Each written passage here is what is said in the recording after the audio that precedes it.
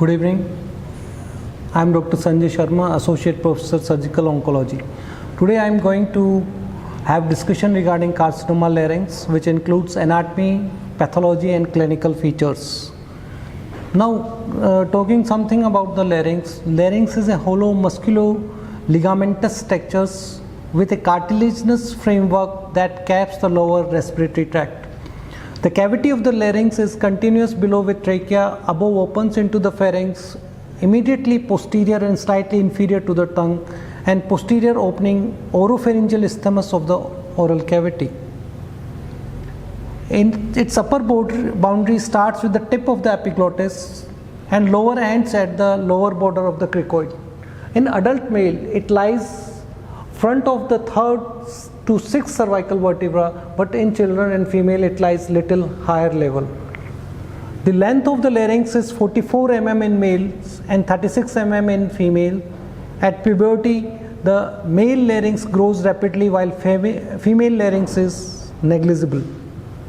This shows the diagram of the larynx, which shows a hide bone, carotid bifurcation, thyroid cartilage with thyroid notch, cricoid cartilage. This is thyroid gland with isthmus, and this is suprasternal notch. So hide bone, it is C3 level, C4 levels is the thyroid membrane, C6 is the cricoid cartilage. The larynx consists of four basic components: a cartilaginous skeleton, membranes and ligaments, intrinsic and extrinsic muscles, and mucosal linings. Now talking regarding the cartilages of the larynx, the cartilaginous skeleton is comprised of single cartilages and paired cartilages. Single cartilages includes thyroid, cricoid and epiglottis, while paired cartilages includes arytenoid, corniculate and cuneiform cartilages. These are the single cartilages which include epiglottis, thyroid cartilage and cricoid cartilage, while paired cartilages includes arytenoids, corniculate and cuneiform cartilages. Now regarding the thyroid cartilage, it is the largest and shield-like. It is formed by right and left lamina, and which are widely separated posteriorly but converge and join anteriorly. The most superior point of the site of fusion of the lamina projects forward as the laryngeal prominence, which is Adam's apple. The angle between the two lamina is more acute in male than in female, so the laryngeal prominence is apparent in men than in women. This shows the lateral view of the larynx, which shows epiglottis, thyroid cartilage and cuneiform cartilage, which are single cartilages, cricoid cartilage which are single cartilages.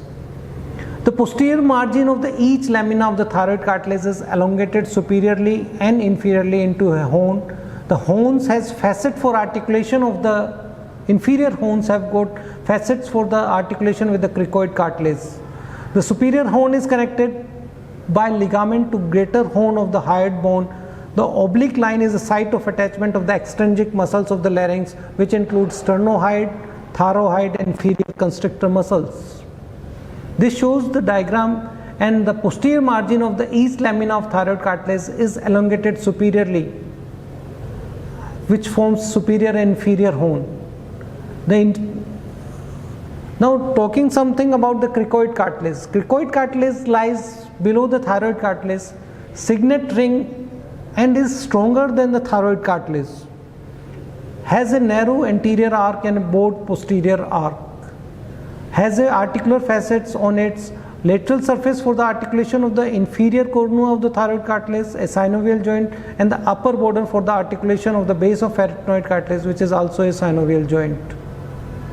This shows the cricoid cartilage, which has got a lamina and an arc. This is the lamina. This forms the arc. These are the facets for the arytenoid cartilage, and these are the facets for the inferior horn of the thyroid cartilage. Now epiglottis. Epiglottis is a leaf-shaped structure situated behind the root of the tongue. The upper end is broad and free. The lower end or stalk is connected to the two laminas of the thyroid cartilage by thyroepiglottic ligament. Laterally gives attachment to the aryepiglottic fold. Anterior surface is connected to the tongue by median and lateral glossoepiglottic folds, vallecula, hyoid bone by hyoepiglottic ligament. These are the structures which shows epiglottis. This is the aryepiglottic fold, this is hyoepiglottic fold, this is vallecula, and now arytenoid cartilage. They are the two small pyramid shaped cartilages. It has base articulating with the upper border of the cricoid cartilage and the apex supporting the corniculate cartilages. A vocal process projecting forward gives attachment to the vocal ligament. A muscular process projecting laterally give attachment to the muscles. Now corniculate cartilages are small nodules articulate with the apices of the arytenoid cartilage. Cuneiform cartilages. These are small rod shaped placed on the each aryepiglottic fold producing small elevation. Don't articulate with any of the other cartilage, serve as a support to aryepiglottic fold. Now something about membranes and the ligaments. Extrinsic membranes, which include thyrohyoid membrane, connect the thyroid cartilage to the hyoid bone. Median and the lateral parts are thickened to form the median and lateral thyrohyoid ligament, cricothyroid ligaments and hyoepiglottic ligaments. Now the intrinsic membranes include, these are the fibroelastic membranes of the larynx that links together with the laryngeal cartilages and complete the architectural framework of the laryngeal cavity. These are composed of two parts, quadrangular membrane and conus elasticus. Now quadrangular membrane extends between epiglottis and the arytenoid cartilages. Its lower free margin forms the vestibular fold and the ligaments that lies within is vestibular fold. Upper border forms the aryepiglottic fold. Conus elasticus. Lower margin is attached to the upper border of the arc of cricoid cartilage. Upper margin forms the vocal cord that is attached to anteriorly to the deep surface of the thyroid cartilage and posteriorly to the vocal process of the arytenoid cartilage. Now laryngeal joints. Cricothyroid joint. The joint forms between the inferior horn of the thyroid cartilage and the cricoid cartilage. It enables thyroid cartilage to move forward and tilt on the cricoid cartilage, effectively lengthen and put tension on the vocal ligaments. Laryngeal joints. Cricothyroid joint.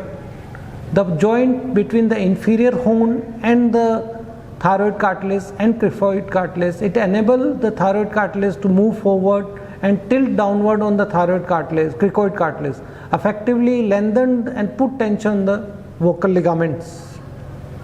Cricoarytenoid joints, joint between the supralateral surface of the cricoid cartilage and the bases of the arytenoid cartilage.